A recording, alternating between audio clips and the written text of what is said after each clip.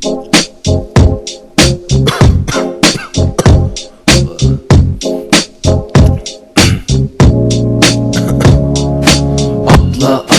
akşam yine oynap veriptime değme dişli vaktu emma adaş suikaş işgeç dep berilme bir gün planımı adaş telefon kılma sakla cümle boşanda 3 coza 30 unutmayın kessa 9 sen bel yola akmay diken Victoria'ga bağmay diken kızlar hazır yatak içip yansı bilen saklay diken Silayıcan fibalaba her xil harrak tavtenlaba dokmuş her bilaba mes boğanda saunalaba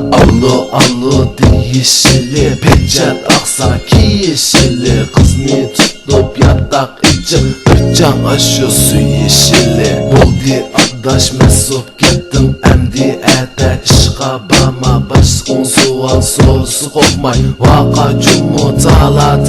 takka çıkıp oynaylıcu kızın numarını soraylıcu yerlik mal mu bagen adaş loç kılıp işini oraylıcu ağinemnin oni sakçı iştin küser saça bakçı yanmay dehi oynap koydu birbirinden sen kapakçı salle adaş yanmay bişini oynap koyle biz mi bişini keyip görüp gitar bilen tollap koyle biz mi bişini zorlap şillap iş tukarak güldük get tuk parak tügümidi hece parak boldu bizge bu yer kavak esleymen men kessem jirak kaldı ürümçide pırak oyluğum yoktur eniraf oynap gelili böyle tezrak maşini dağ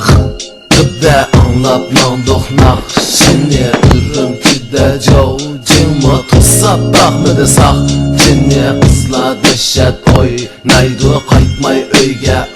Şimdi çünkü kızlar tapalmay bizde kopdan yaq Şimdi ettigini kopmaymız Geç suğu uxlamayımız yanmay günde oynayımız Sen kızlağa qarımaymız Sen bey koyga kız Çakla içi vaptu ya takne yatak içi is tütek çiki vaptu